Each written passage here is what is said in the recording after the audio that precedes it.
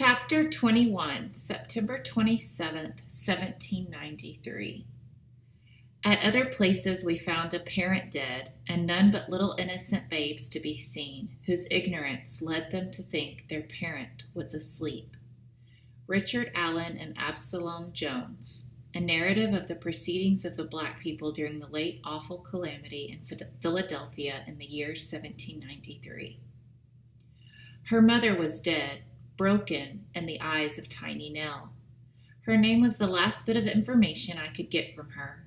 Seeing her mother's body, quite clearly a victim of yellow fever, on the bed seemed to make her mute. She stood before me, and before I realized what I had done, I picked her up and cradled her close. Now what? I couldn't care for Nell. I could barely care for myself, and her mother needed burying, though I didn't relish another trip back to the public square. I had to find someone to care for her. None of the neighbors who answered their doors knew anything about the family, and they all had enough problems of their own without taking in the child. "You might try Reverend Allen's group," offered one woman. "I seen 2 women carrying a basket down the alley not long ago. They'll know what to do with the child, and they'll send one to care for the mother." "Where do I find them?" I asked. "If you can't find any of their members hereabouts, go down 5th Street, south of Walnut. They hold meetings there, where they're building a church. You'll find someone there to help, I'll wager." 5th Street, south of Walnut. So many blocks to walk, and I'd have to do it with Nell on my hip. But it would be farther to carry her to the orphan house, and farther still to the coffee house. Nell looked at me. There was no choice. I hoisted her high in my arms and started south. I kept my eyes open for anyone who might help, but the only folks in the street were sailors, and most of them were drunk. I was nearing the dockside taverns. I held Nell close and tried to walk faster. I did not want to delay in this part of town. 2 black women ahead of me caught the attention of a rowdy group hanging outside a tavern door. They moved swiftly, ignoring the taunts and vicious words the men called after them. I blinked. I rubbed my eyes. There was something about the straight line of the taller woman's back, the color of the cap on her dark head. "Eliza?" I whispered. I blinked again. The sunlight on the water had left spots dancing in front of my eyes. The woman walked steadily away from me, each holding a large basket over their arms. "Eliza?" They turned into an alleyway and disappeared. "Eliza!" I screamed. My feet found their strength, and I took off at a full run, Nell bouncing painfully and gripping my shift for her life. "Eliza!" A filthy man from the group in front of the tavern broke off from his friends and chased after me. "Hello, love," he slurred. His breath carried the stench of dockside garbage, whiskey and filth, hard track and disease. "Come and dance with me." He tried to pluck Nell from my arms. "Come dance," he insisted. Nell wound her legs tightly around my waist and bit the man's hand. He howled with outrage while his companions collapsed in laughter. I held tightly to Nell and sprinted for the alley, afraid to look over my shoulder. "Glad you're on my side," I told Nell. She stuck her thumb back in her mouth as if nothing had happened. The women were gone. I walked down the alley to the courtyard. It should have been crowded with playing children, chickens, and pigs, but was quiet, save for the noises made by a tired woman hanging out laundry. I checked behind me. The drunk had found other sport and had not followed us. Nell was growing heavier by the minute. I carried her over to the woman hanging out her wash. "Please, excuse me, ma'am. Have you seen 2 women with wet baskets walk by here?" "I seen nobody," the woman answered. "Do you have the fever?" "No, I'm well." "You don't look well," the woman said. "You look like a wraith." "The women, did you see them? They must have passed by. It is most important that I find them." "Try the Simon house. I heard the door close that away a moment ago."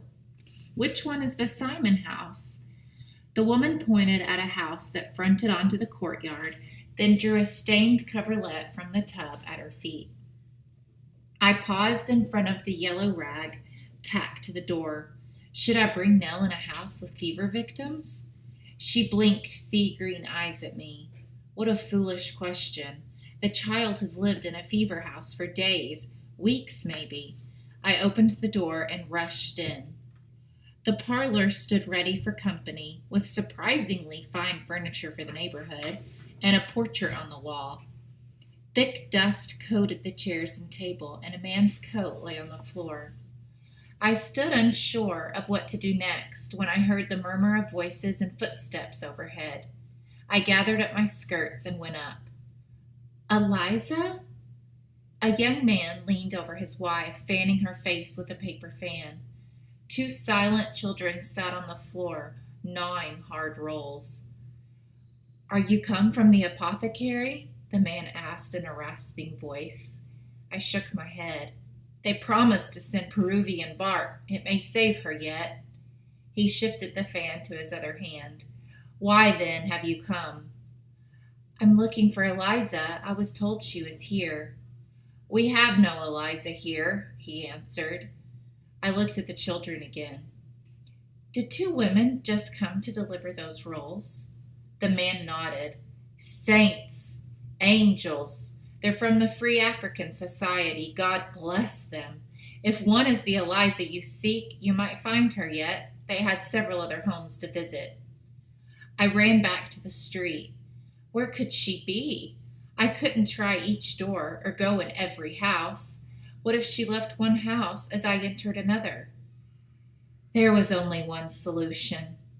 I set Nell on the ground and cupped my hands around my mouth. Eliza! I waited until the echo faded among the sounds of the seagulls high overhead and tried again. Eliza! Who calls there? The faint voice came from an open window. Eliza! It's me, Maddie! I scanned the windows around the courtyard, but could not find the face I was looking for. A door closed. There! Eliza had just reached the bottom step when I slammed into her. She wrapped her arms around me. Maddie, Maddie, Maddie, she cooed. What on earth are you doing here? And where did you find that baby girl? Chapter 22, September 27th, 1793. Yesterday, the worst day yet. Even those who are not sick have eyes tinged with yellow. More doctors are ill and dying. Dr. Benjamin Rush, letter, 1793. It all hit me at once. My fears about Mother, the fever, Bush Hill, watching grandfather die, being scared, alone, and hungry. I cried. I cried a river, and poor Eliza did her best to comfort me. The kinder her words, the harder I cried. When I finally paused to catch my breath, she had one question. Why aren't you with your mother at the farm? What do you mean? I asked. Mother didn't come to the farm with us. We never got there. Oh dear, said Eliza. She looked around at the deepening shadows. We can't stay here. You are coming with me to my brother, so you can tell me what happened as we walk. Eliza pulled her companion aside and spoke quietly. The woman looked at me with an arched eyebrow and walked away. Am I taking you from your work? I asked. Do you need to help your friend? It's time for all of us to be safe at home, said Eliza. She pulled a roll from her basket. Is this little one hungry? Nell snatched the roll without a word and took a huge bite. That's a good answer, said Eliza. She laid her hand on Nell's forehead and neck. I don't think she has the fever, I said. I hesitated. I didn't want Nell to hear me discuss her mother. She's alone. Eliza nodded. We have to hurry, she said. Do you want me to carry her? Nell tensed and locked her arms around my neck. I would have gratefully delivered her to Eliza, but I didn't think my neck would survive. I'm fine, I lied. Eliza led me down back streets as I briefly explained what had happened since grandfather and I left the coffee house. I skipped the hardest parts, being alone with grandfather's body, lying in Bush Hill, the robbers. I didn't want to cry in front of Nell. Eliza didn't say anything, just shook her head and hurried me along until we reached the narrow street where she lived. Her brother Joseph was a cooper. He made barrels, a good trade. Eliza lived with Joseph's family in a small apartment above the cooperage. I stood at the bottom of the stairs. I had to know. I covered Nell's ears. Where's Mother? She's dead, isn't she? She's dead, and you're trying to shield me from it. Eliza put a hand on her back and stretched.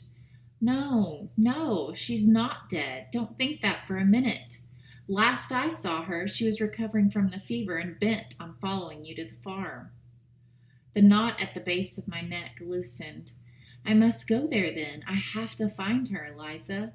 Hush. You can only climb one mountain at a time. Come upstairs and eat some dinner.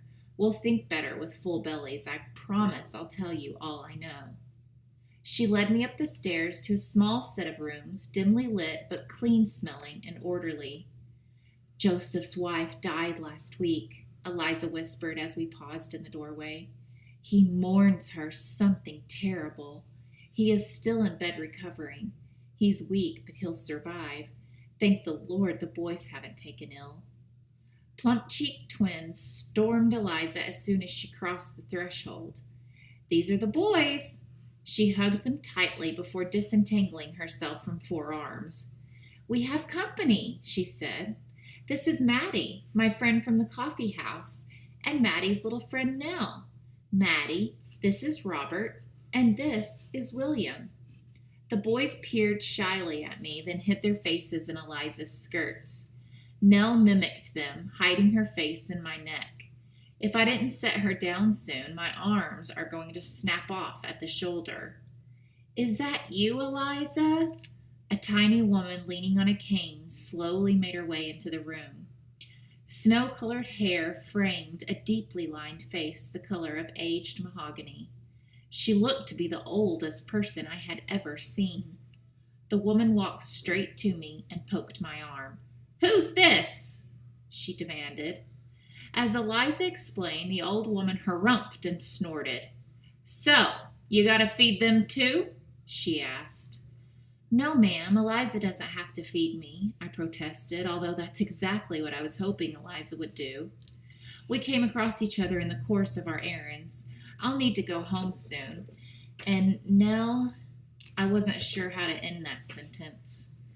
The old woman shook her head. You don't leave until you've eaten. I've seen brooms with more meat on them. The stew is hot, Eliza, and you still have bread and turnips. I'll come again in the morning. She turned in the doorway and pointed a finger, twisted with work and age, at the boys. No trouble from you two. Let your papa sleep and mind Eliza, or I'll send a ghost after you. The boys stared with wide eyes and nodded. The old woman chuckled as she walked out, her cane heavy on the floor. I'll stop by tomorrow. We'll see if the wagon from the Lidditts comes on time. Never thought the day would come when I wished I worked a farm again. Her voice faded as she made her way down to the street, one slow step at a time. The boys stared at the closed doors. That was Mother Smith, Eliza told me. Don't worry, children. She won't send any ghosts. Who wants to help me with Papa's supper? The stew in the kettle was made for 4, not 6. Eliza ladled out a full portion into my bowl, but I poured half of it back. I don't need all this, Eliza. The boys should eat so they don't take sick. Eliza looked at me closely. She said. Could be, you're right. She took a bowl of soup into her brother Joseph and left me at the table with the children. Nell let me unwind her from my neck when she realized a bowl of soup was for her. She sat on my lap and stared at Robert and William. They slurped up their soup and stared back. I thought they might be close to the same age. A plan began forming in my mind, but I quickly shushed the thought. I didn't have time to dream or plan. I would deal with each hour as it came, one step at a time. The bustle of the family's evening, clearing away, washing up, getting the boys ready for bed, pushed away all thoughts of the fever for a few hours.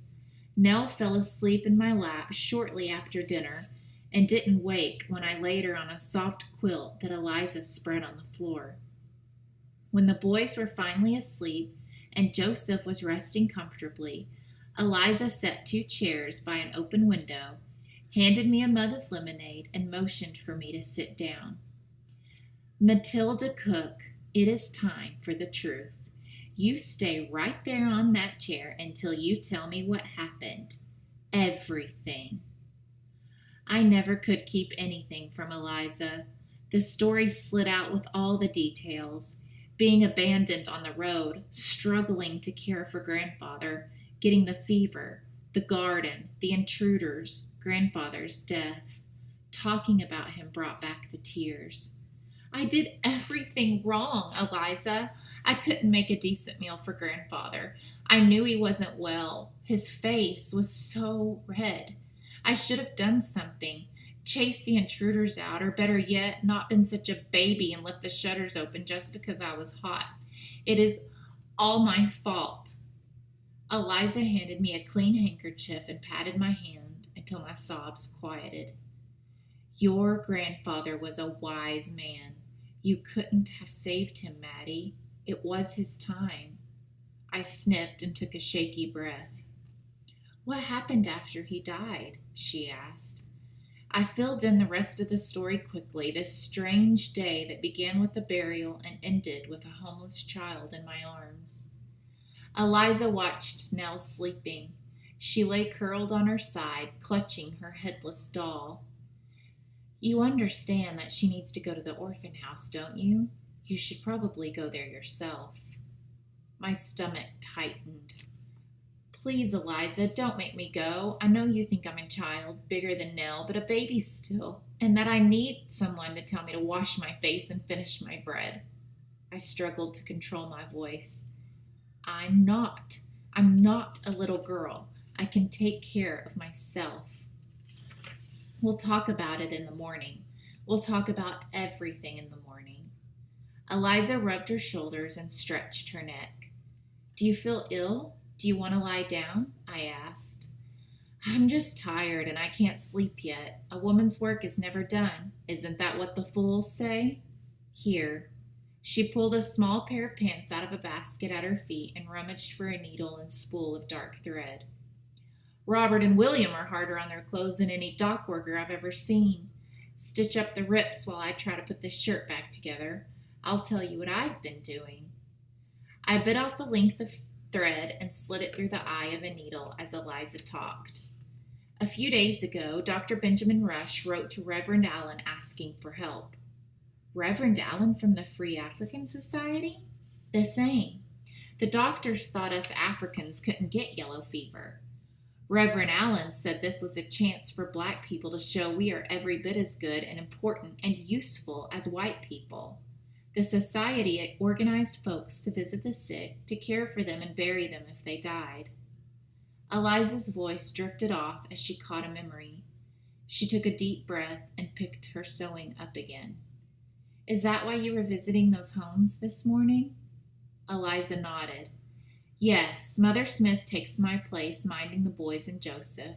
The society has done a remarkable job, and I don't mind saying that with pride. The Africans of Philadelphia have cared for thousands of people without taking notice of color. If only the doctors had been right, we could look to these days of suffering as days of hope." I stuck the needle in my thumb. "What do you mean, if only the doctors had been right?" Eliza held the shirt up to the light to check the evenness of the stitches. "After a few weeks of nursing the sick and burying the dead, our own people started to sicken. Black people can get sick with yellow fever just like white people or Indians. I do know some who have never been sick, but there are white people who can say the same thing."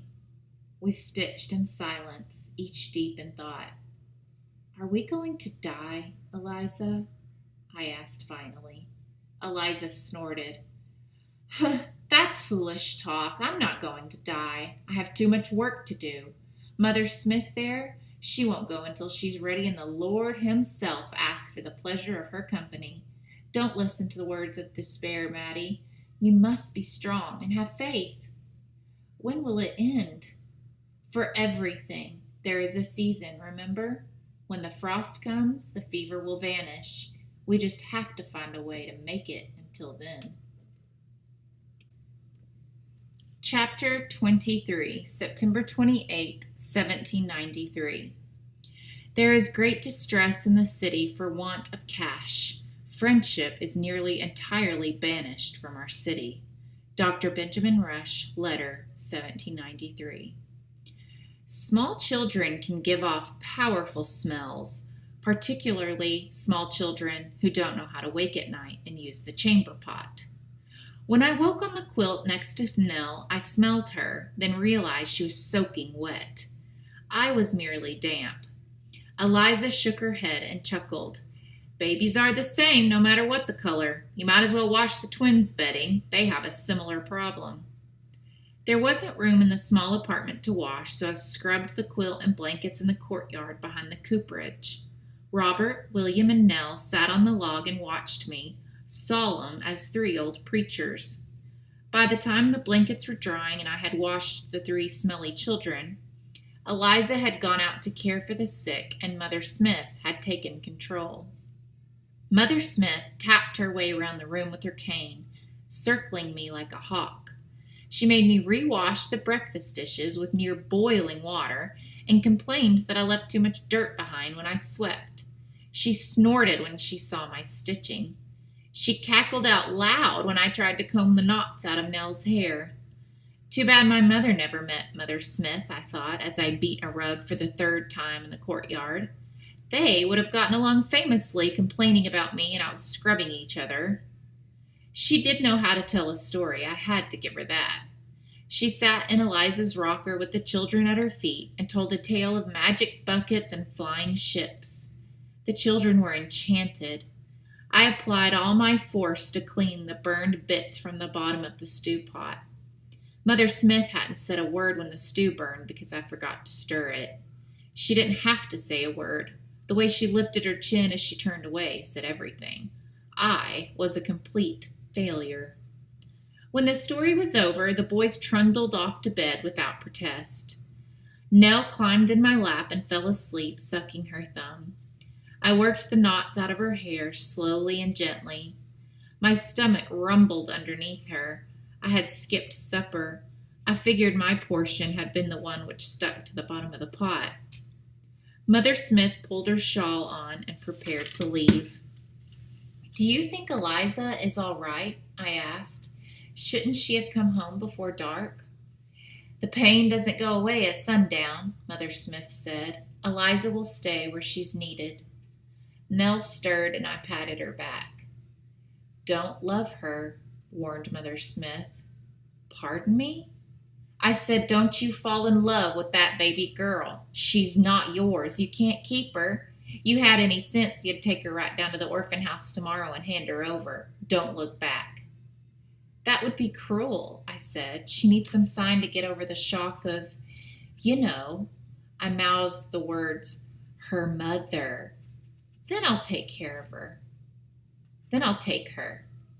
Mother Smith shook her head. You're not doing her any favors. Fact is, you're making it harder on her. She stays with you, you feed her, wash her, sing to her, mother her, then give her away. How's that going to make her feel? You're the cruel one.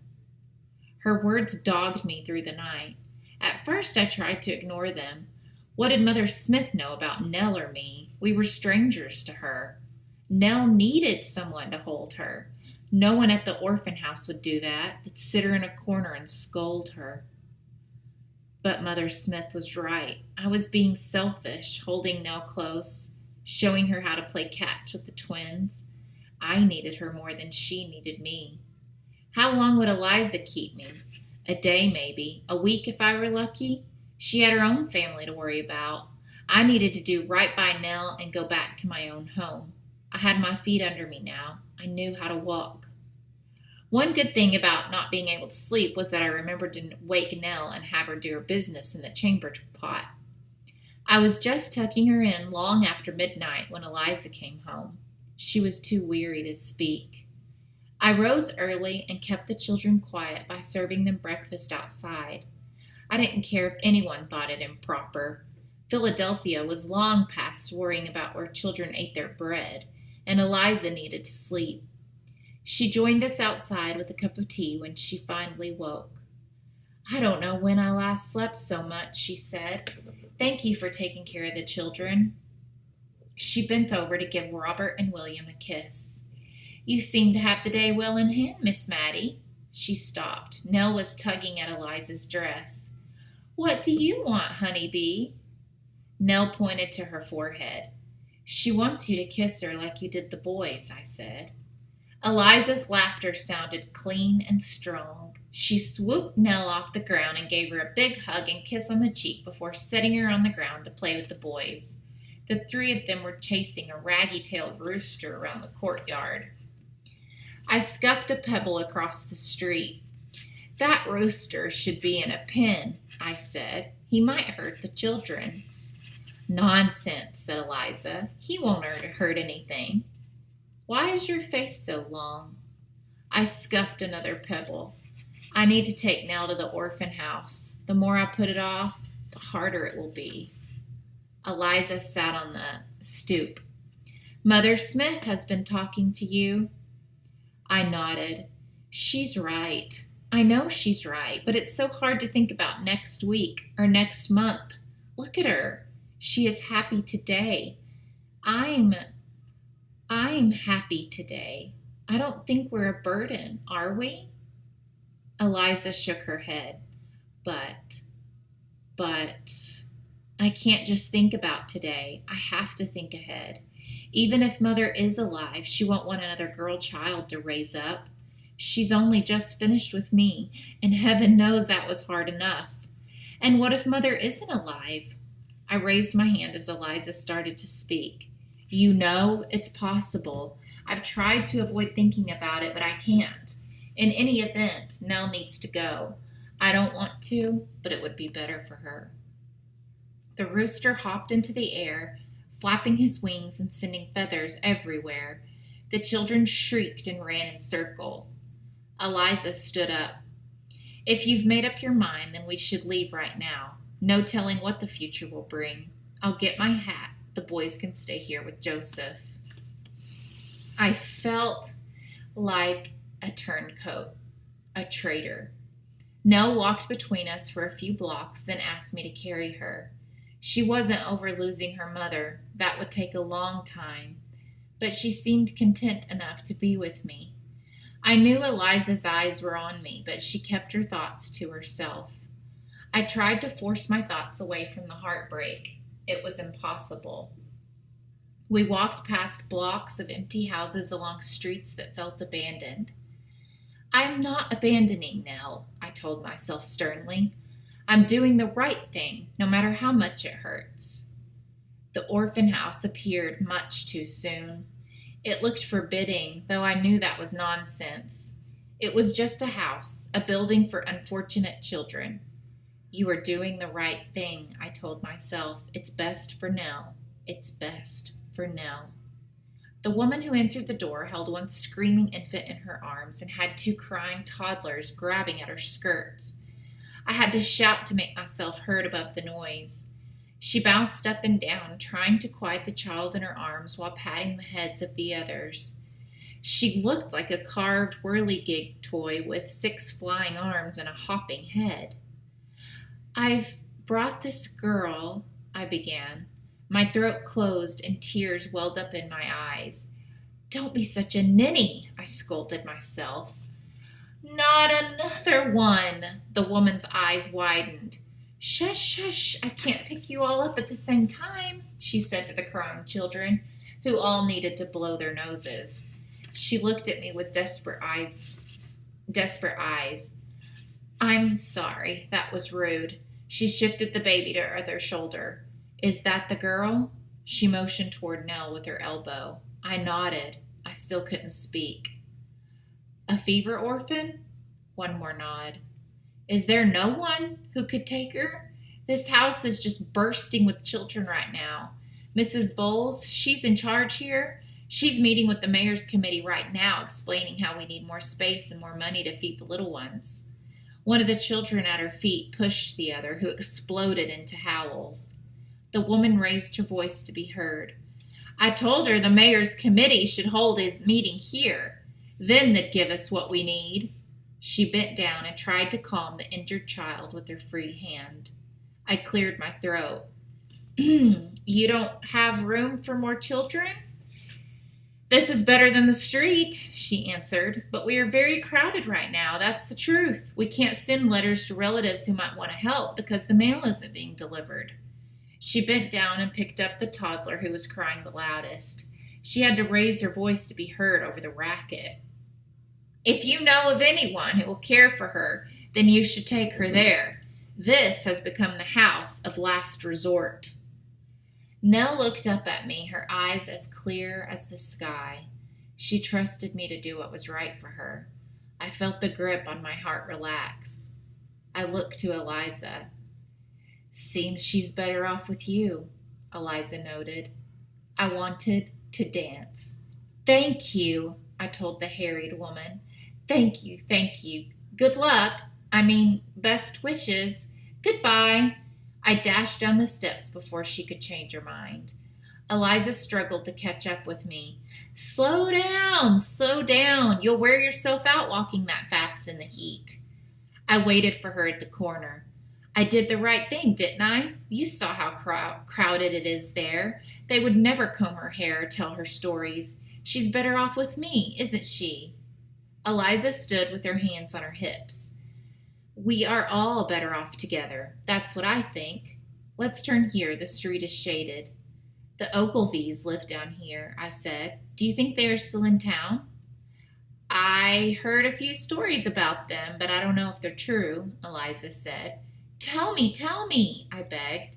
I have to know. Wait, is it sad? I don't want to know if it's sad. We stopped in front of the Ogilvie mansion. It was shuttered like the other houses on the street. It seemed like years since Mother and I stood at the front door, waiting for the disastrous tea. I turned Nell loose to pick marigolds from the garden. It's a little of both, happy and sad, Eliza said. I moved Nell away from a rose bush. Tell me then. I'll only think about the happy parts. Eliza joined us by the flower beds. The shade felt like silk on my skin. Bees hummed lazily in the distance and swallows swooped overhead. This was how summer was supposed to feel. I could drink it in all day. I don't know if this is true, mind, but I heard this story in the market just a few days after you had left with your grandfather. The oldest Ogilvie girl, the one who got sick? Colette. Did she die? Worse. What could be worse than dying? You wouldn't think it was worse, but her mama sure did. Miss Colette came down with an awful case of the fever. You know how they are. They call in this doctor and that doctor, spend money, fuss and holler. Nothing helps. The girl is burning up. The whole family gathers at her bedside, thinking she's going to Jesus, when she sits up straight in bed and starts screaming for Louie! Louie! Turns out this Louie is her husband. But wasn't she engaged to Roger Garthing? Mm-hmm. And listen, this Louie was her French tutor. They had eloped just before she got sick. So everyone starts to scream and carry on. The younger daughter has a temper tantrum because it turns out she was sweet on this Frenchie too.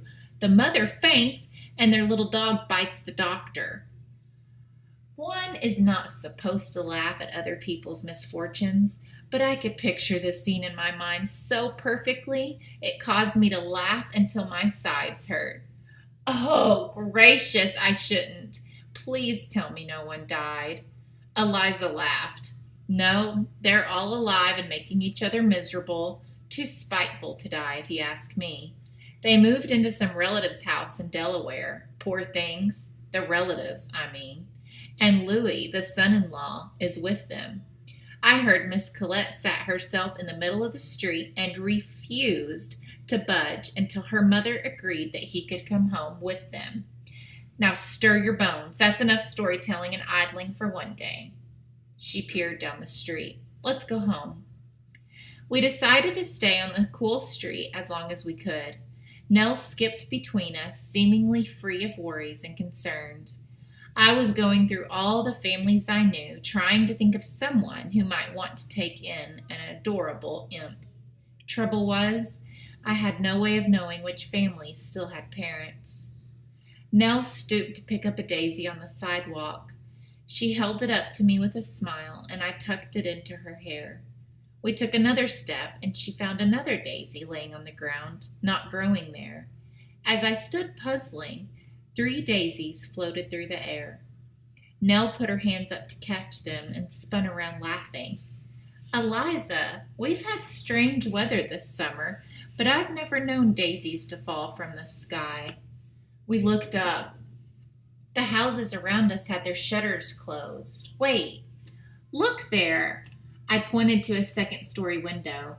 The shutters were open a crack, and an unseen hand was pushing out daisies, one by one. Well, I never, began Eliza. Do you think they need help? I asked. They have the strangest way of showing it, answered Eliza. She went up to the front door and knocked.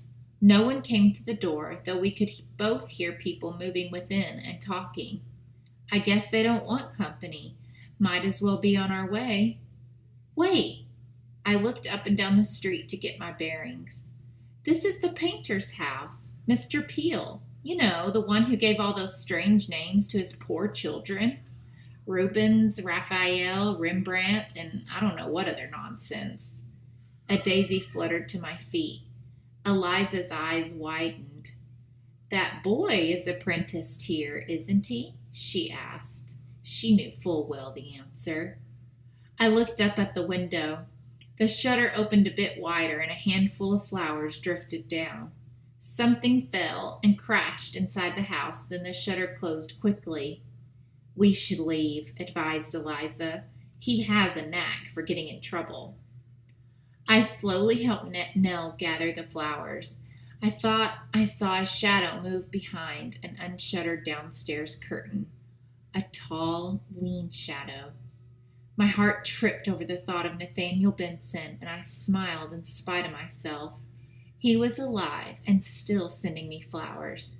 If I hadn't been carrying Nell, I think I could have skipped all the way back to Eliza's. There was no more talk of returning me to the coffee house or finding a different home for Nell. Joseph and Eliza agreed that I couldn't live alone, not with the deserted streets as dangerous as the crowded sick rooms. We didn't talk about what would happen after the fever. Eliza promised we would find my mother or learn her fate as soon as the epidemic was over. We didn't talk about Nell. We just loved her. 2 days later, Mother Smith sent word that she had to help a family of 8 that had just lost their mother. 8? She's going to take care of 8 children? I was stunned. If Mother Smith can put her mind to it, she could take care of 50. I've no doubt about that at all, answered Joseph. He was sitting up to the table making quick work of the fried eggs and cornbread Eliza set before him.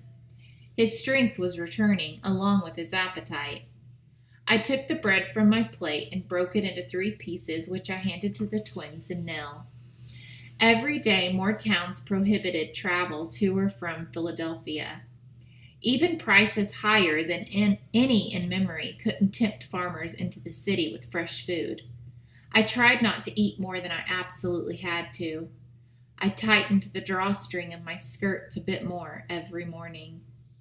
I was going to send the old lady home today if she had turned up, Joseph continued. Robert climbed into his lap. I'm strong enough to make my way around the house. Mother Smith doesn't have to worry about us no more. Do you want Maddie to stay with you? Eliza asked as she wiped off William's sticky fingers and held out the rag to her brother. Nell held up her hands for me to clean. I brushed them off on my skirt and stood up to clear away the dishes. There's little enough business right now, Joseph said as he took the rag to wipe jam off Robert's face. I think I can control this terrible trio for a bit. Folks out there need all the help they can get, even if it does come from a skinny white girl. I swallowed hard. Was I really that useless? Joseph laughed at the expression on my face. I'm teasing. You worry too much, Maddie. You're a great help. It was nice to hear him say that. Robert squirmed away from the rag, but his father caught him and cleaned off most of the mess before he set his son on the floor. Robert chased William into the bedchamber. Nell toddled behind them. Eliza dusted the crumbs from the table into her hand. If you don't need her here, then yes, she can be of great help. We need every strong back we can get. She can come with me. Chapter 24, October 1st, 1793. We set out to see where we could be useful. The black people were looked to. We then offered our services in the public papers by advertising that we would remove the dead and procure nurses. Richard Allen and Absalom Jones, a narrative of the proceedings of the black people during the late awful calamity in Philadelphia in the year 1793. The sights and smells of Eliza's patients were no worse than Bush Hill, but I was not prepared for the heartache. Walking into the homes of strangers, sitting on their furniture, and drying the tears of their children was harder than cleaning up the sick. A dying woman in a cot surrounded by strangers was sorrowful, but a dying woman surrounded by her children, her handiwork, the home where she worked so hard, left me in tears. We left the house at first light and sometimes did not return until dark. Joseph kept the children busy in his shop and had supper ready for us when we stumbled home. After a few days of coolness, the sun blazed with heat again, and the air was thick with moisture and infection. The calendar said October, but it still felt like July. Rumors washed over the city. The fever had ended. The fever started again. A shipload of sick people was coming upriver. A cure had been found. No cure was available. An earthquake in the countryside left people saying the end of the world was at hand. The wells had been poisoned. The British were coming. I would have despaired of the hopelessness and confusion. Eliza dismissed the wild tales with a shake of her head. They may be true, she said, but we have work to do. Come on, Maddie. One boarding house facing the Delaware River had a sick sailor in nearly every room. We went from patient to patient, checking their condition and feeding weak broth to those who had the strength to swallow. The sailors babbled in their own languages, afraid to die on the wrong side of the ocean in a world far away from people who knew their names. The vinegar-soaked cloth tied around my nose could not shield me from the stench of the dying men who baked in the old house. On our way out, Eliza accepted a basket of dry bread from the woman who ran the boarding house. That's nearly the last of the flour, the woman said. It'll be sawdust after this, just like the war. Sawdust? I asked. You can make bread? It will have some flour in it, Eliza said as she thanked the woman, but the sawdust will stretch the wheat, make it go farther. When your stomach hurts enough, the tongue won't mind the taste. At Barrett's apothecary, Eliza purchased jalap and bohea tea. I walked around the shop while Eliza argued with the owner about his prices. Grandfather used to bring me to Barrett's to buy soft-shell almonds and figs from the big barrel. This was the kind of shop I had always dreamed of. Back then, the shelves had been crowded with colored glass jars, wooden boxes, casks, and bags, all labeled with the spidery handwriting of Mr. Barrett. Now they were covered with dust and the shells of dead insects. Eliza finished her purchases, grabbed my hand, and slammed the door behind us.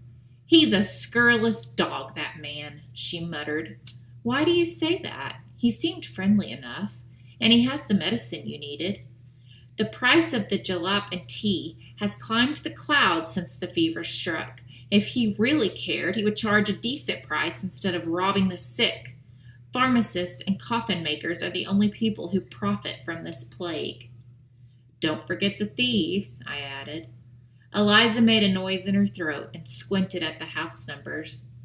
We are going to number 30, the Sharp family. They could have left for the country long ago, but he's a merchant and didn't want to leave the business. Then a serving girl came down with the fever, and Sharp's wife wouldn't abandon the girl. Bless her. What happened?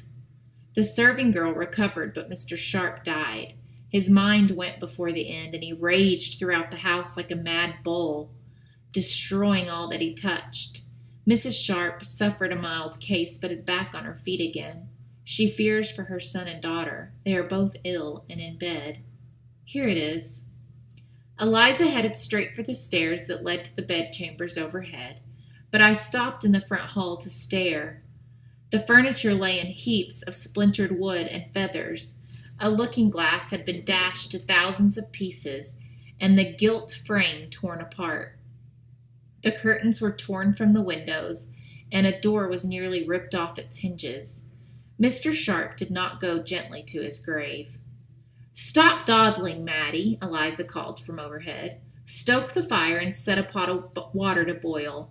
Then come up here and fetch these dirty sheets." We spent the day caring for the Sharp children and reviving Mrs. Sharp, who fainted when the doctor bled both children. After the sun had fallen beneath the rooftops, we arrived at the Colbrand house in time to see the body of the last Colbrand taken out to the death cart. Eliza dragged me inside, saying we still had an obligation to wash down the sick room. We closed the door behind us when the western sky was shot through with the last pewter and gold rays of the day. "You go on home, Mattie. You need a good meal and a rest," Eliza said. "I only have one more house on this list. Tell Joseph that I'll be along just as soon as I'm finished." "No," I said firmly. "I'm not going anywhere. The work will go faster if you have me there, and you shouldn't walk home alone after dark." Eliza raised an eyebrow. "Never knew you to look for extra work. Come along, then." We walked in silence, east first, then north. I followed closely, not wanting to lose Eliza in the confusion of alleys and shortcuts.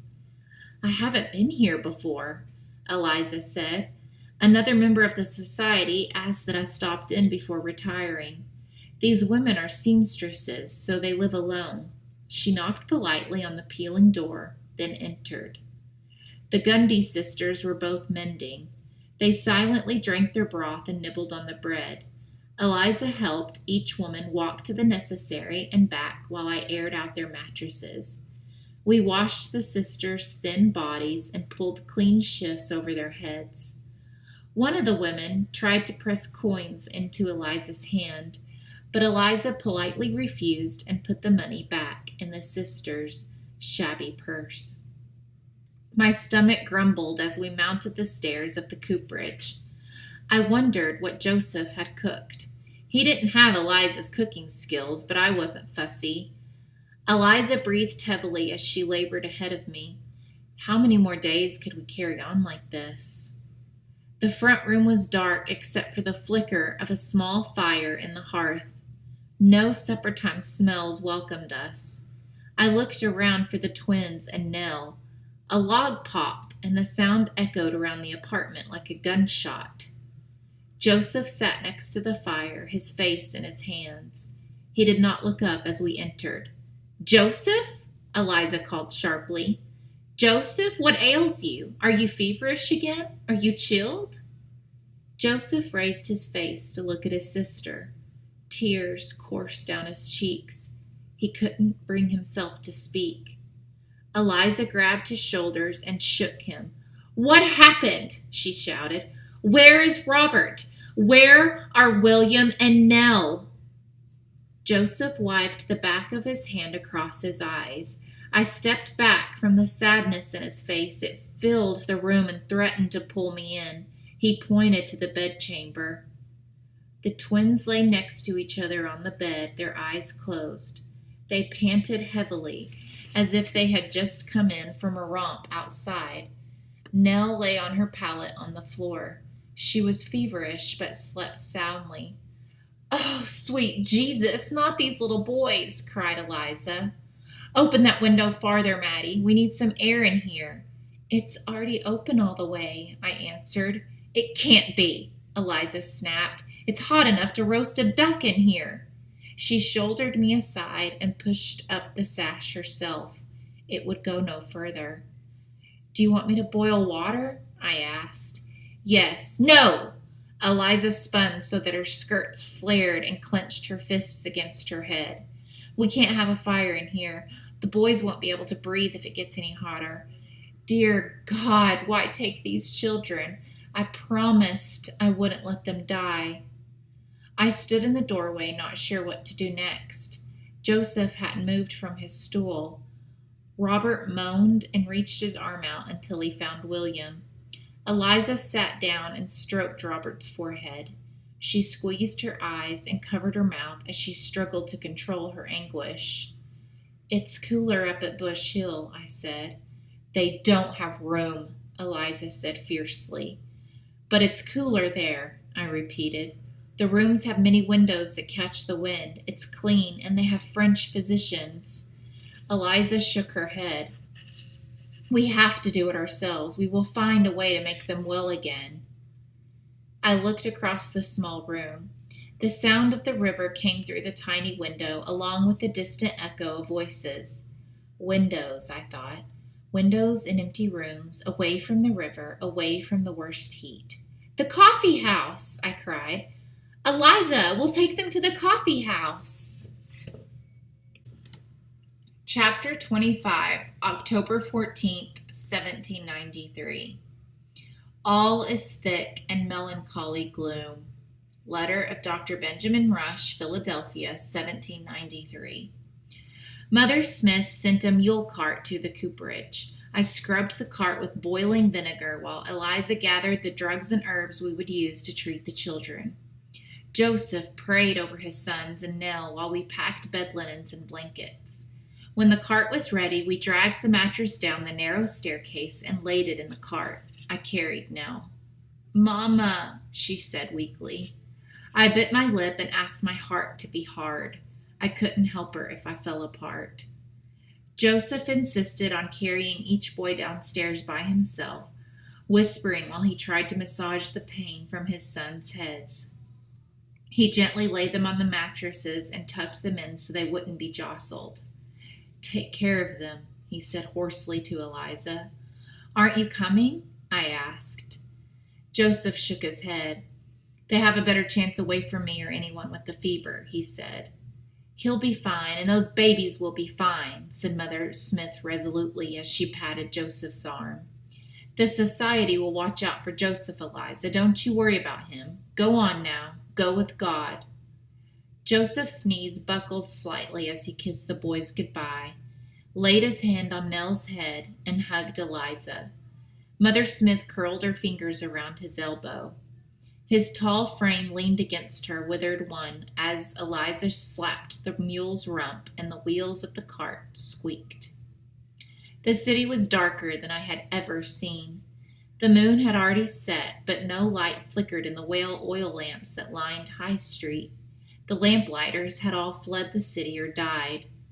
Candlelight spilled from only a few windows, and the stars were faint and distant, as far away as hope or the dawn. We struggled to get the mattress out of the cart at the coffee house. Our arms strained under the awkward weight, dragging it around to the back gate, through the yard, and finally in through the back door. At last, we set the mattress and the children on the dusty pine boards of the front room. We should keep them down here, I said. It's too close upstairs and frightfully hot in the day. I agree, Eliza said, but I don't like having the mattress on the floor. Let's push together those tables and set the mattress on top of them. Should we open the windows while it is dark? That's how the thieves got in. Eliza pulled a knife from the waistband of her skirt. If they try again, we'll be ready. Once that would have shocked me, but no longer. I picked up the sword and hung it over the fireplace. We would keep the children safe. Despite the late hour, sleep would not come. Eliza was deep in prayer by the bedside. I felt like an intruder. I fumbled in the clothes press for a candle and set it into a holder on the kitchen wall. The flickering light beat back the darkness. The kitchen looked as it had the night grandfather died. At least we hadn't suffered any more intruders. My head thumped. So much, so fast. I could not erase visions of the sick and dying. I paced the room. The children slept, Eliza still by their side, with her head bent. I kicked something hard and hurt my toe. What could be on the floor? I got on my hands and knees and felt along the dark floor until I found a lump wrapped in a napkin. I carried it over to the candlelight. It was Nathaniel's painting, the flowers he sent to me when Mother was ill. I pressed the picture to my cheek. Stay inside, Nathaniel, I thought. Stop tossing flowers out the window at passing girls and stay inside where you are safe. I smelled the cloth but found no trace of Mother. Where was she? Was she alive? I had so much to tell her, so much to talk about. I would have traded anything to hear her swift footsteps across the floor. I laid my head on the kitchen table. As soon as I fell asleep, Eliza nudged my shoulder. Wake up, she said. I sprang to my feet and followed her into the front room. How are they? I asked. Eliza opened Robert's eyelids and then William's. Their eyes were bloodshot and yellow-stained. They are full of the pestilence, she said grimly. Nell seems to be faring better, but there is no question she has it too. She pressed her lips together to hold back the tears. It will be fine, Eliza. Think of all the people we've cared for. I survived this. Joseph survived, and so did thousands of others. We can do this. I know exactly what you're going to tell me to do. Stoke the fire and prepare to wash more dirty sheets. Caring for the children was harder than caring for any other patients we had visited. Just as Robert fell asleep, William would wake crying. As soon as he was made comfortable enough to drift off, Robert would stiffen and jolt awake with a piercing scream. Nell didn't recognize me. She woke from terrible dreams and looked around the room blindly, crying for her mother. Night melted into day. Day surrendered to night. The small bodies gave off heat like an iron stove, no matter what we used to bring down the fever. I hauled up bucket after bucket of cold welled water until the rope blistered my hands and the blisters burst and bled. The floor beneath the mattress was a pool of water. We used up all the linens in the house, which I rinsed in vinegar and hung outside to dry. Eliza fashioned a fan that kept the bugs off the children and cooled them a bit, but it was so large and heavy that we could only wave it for a few minutes at a time. But as soon as we lay the fan down, they would whimper and cry. The food Mother Smith had hastily packed soon ran low, along with the cask of vinegar that Eliza had brought with us. I kept one eye on the window, watching for a society member carrying bread or dried meat for them. Eliza was more concerned about the dwindling supply of medicines, the mercury and the calomel. She dosed the boys regularly and gently to purge the putrid bile from their bodies, but it seemed to have little effect. The twins cried in pain, in confusion, in terror. It was impossible to give Nell any medicine. We tried forcing it down her mouth, but it kept coming right back up at us. It was all we could do to keep water in her stomach. On the fourth day, no, it must have been the fifth, an ominous silence pressed in on the room as the fever penetrated deeper. The boys turned frail, their skin ashen and their cheeks sinking, as their bodies burned up under the infection. They didn't have the strength to suck their thumbs. Eliza moved William closer to Robert so they could draw some comfort from each other. Nell lay on her back, her breath coming in shallow pants. I set the fan on the floor. I had lost track of when I last ate or slept. Eliza picked it up and waved it over the tiny bodies until her arms shook with the effort. She set the fan on the foot of the mattress. I think we should find a doctor, Eliza said. They should be bled. No, Eliza, don't bleed them. It will kill them for sure. It won't work. I don't like the thought of cutting them either, but it may be our only hope. Dr. Rush recommends it. He was bled himself when he was ill. But the French doctors say bleeding kills people. Think of all the patients you've seen who died after the doctors bled them. They didn't bleed me and I'm alive. Don't do it, Eliza. Eliza stared into the light of the sputtering candle. They took 20 ounces of blood from Joseph, and he will live for years. If Joseph is alive, it is in spite of the bleeding, not because of it. I grabbed Eliza's hands. Think of it. Dr. Rush has seen 2 or 3 epidemics in his life. The French doctors come from the West Indies, where they treat yellow fever every year. Surely their experience is more valuable. Eliza pulled a hand away and stroked William's arm. I don't know what else to do, she whispered. I promised their mother I wouldn't let them die. Trust me, please, I pleaded. They'll survive. I know they will, but if we bleed them, we'll deliver them to the grave. We can't cut them, Eliza. She looked up at me, struggling with her doubts. Trust me, I said firmly. Eliza nodded. All right, no bleeding. Robert woke with a shriek that ended all discussion. A few minutes later, William woke, vomiting blood and crying. Nell startled and cried weakly. We worked frantically, drawing water, washing the burning bodies, and trying every herb, tea, and poultice to break the fever and banish the infection. The candle burned down to a puddle of wax, then a second, and a third. In the stillest hour of the night, the children finally slept, their thin chests barely rising and falling. Eliza sat next to their bed, laid her head on the mattress, and fell asleep instantly. I picked up the bucket to fetch more water in preparation for the next crisis.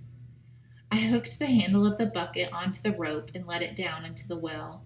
I tried to watch its progress, but it was soon swallowed up in the darkness. My eyes closed. It was never going to stop. We would suffer endlessly, with no time to rest, no time to sleep. The thick air clouded my head. The coffee house was silent. The bucket, I thought. I have to bring up the bucket. I reached for the crank handle. It slipped from my hand as I turned it, and I stumbled backwards. I tried again, wrapping both hands around the handle and knitting my fingers together. The crank stiffened as if it were attached to a millstone instead of a wooden bucket. I searched for strength somewhere, someplace inside me that had not been starved or fever burned or beaten or afraid. The crank turned once, twice. Each turn of the crank took a year of effort, summer, spring, fall, and winter, and my tears splashed into the dust as the bucket climbed out of the earth. I pulled it to the side of the well. Shadows danced into the garden from the candlelight. I followed the jumping light into the garden, where dry stalks pointed to the skies like scrawny fingers, and rotted, wormy vegetables sank into the cracks of the parched soil. We were trapped in a night without end. I shook my head to clear it of the visions rolling across my mind. Where was the little girl who planted the bean seeds? Where were mother and grandfather and the dead mouse that flew out the window 100, 1,000 years ago? And Blanchard's yellow silk balloon that tugged against its ropes, hungry to escape the confines of the prison yard. What became of it all? My eyes closed. I could see that clear January morning, the moment of release when the balloon floated above the rooftops. Thousands of voices cheered and screamed with delight. Nathaniel grasped my hand, and we watched as the gold sphere ferried Monsieur Blanchard and his little black dog away on the wind. I thought all things were possible in heaven and on earth that day. A whisper of wind passed by from the north. It lifted the hair off my face and rattled the squash vines. I shivered. Only the soles of my feet were warm, heated by dirt that had absorbed the sun all day. So tired. I laid down between the rows and rested my head on the ground.